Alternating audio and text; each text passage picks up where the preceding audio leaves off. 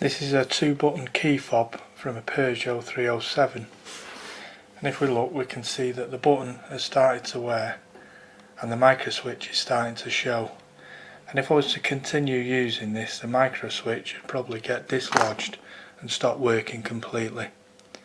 So what I've done, off the internet I've ordered some spare parts, and I've got a spare shell, a spare key blank which I'm not going to use at this present time, so we'll discard that at the moment.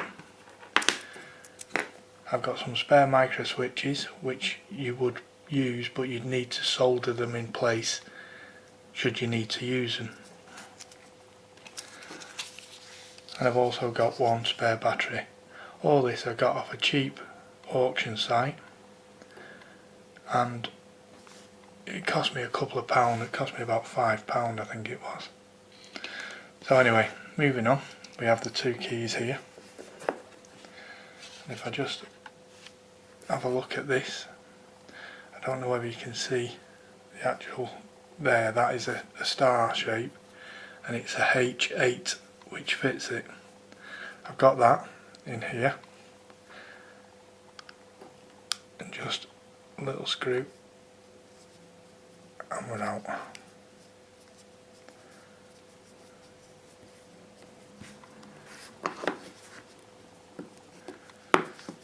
Take the screw out and place it there.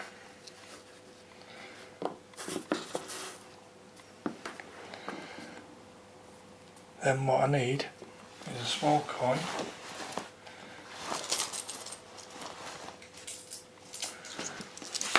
£10, which fits just in the end there, and it just fits nice, and a little click and it's open.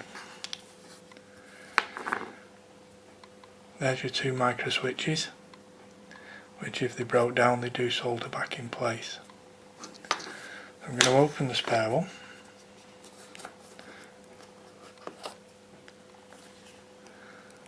There we are. This one just seems a little bit different. Let's see if I can find a different coin. The edge of this one's slightly different, so what I've got is I've got a knife which I can fit in the end, or a screwdriver, and just give it a, and you should hear it prise open. Inside we've got a spare screw, and that's a cross, so we could use a Phillips screwdriver on that. Put that to one side. What we need to do is take this out of here. So I've just got a small knife with a point on, so I can just lever it out. What you just need to do is, let's place these like this. So this is coming out of there. And here we've got the battery, once we've got it out. And if we just push at the edge of the battery there, you should be able to push it up just a touch with your thumbs.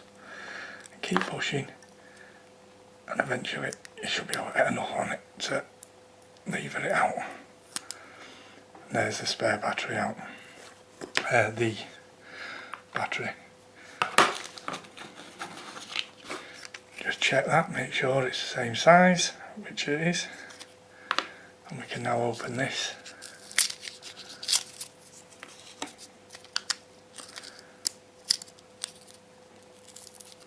And get the other battery out.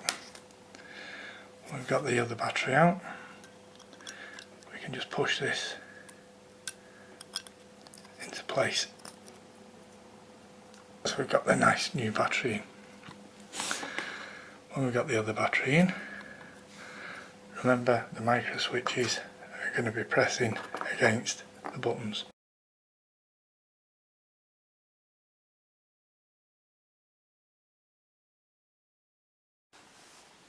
What you need to do is get the transponder out to remove that over, and you'll need a pin to just gradually ease this out.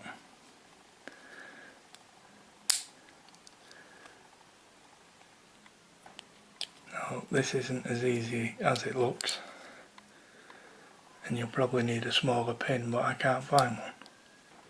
You'll have to mess about a little bit, but eventually you should be able to get the transponder part out.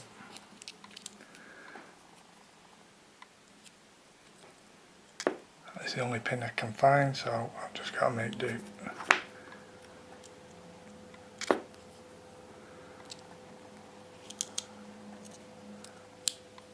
I've got it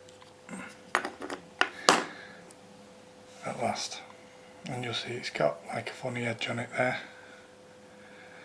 It will only go one way, so there's nothing to worry about.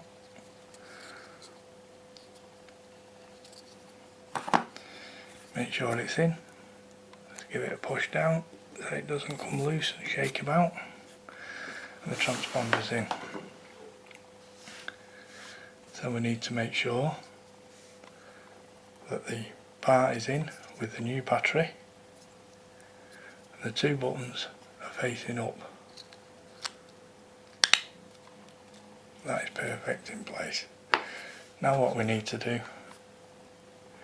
is get the key out of here, and that pulls out and just pushes back into there.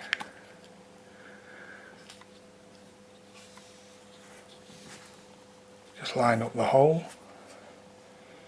so you can get to the screw.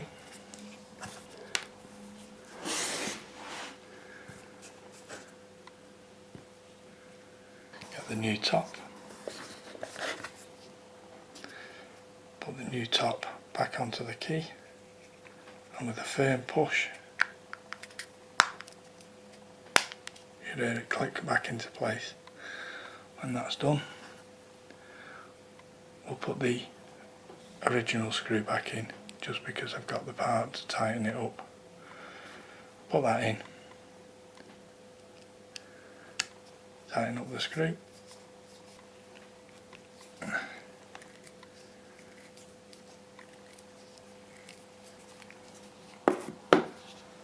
that's the new key now done and ready to use.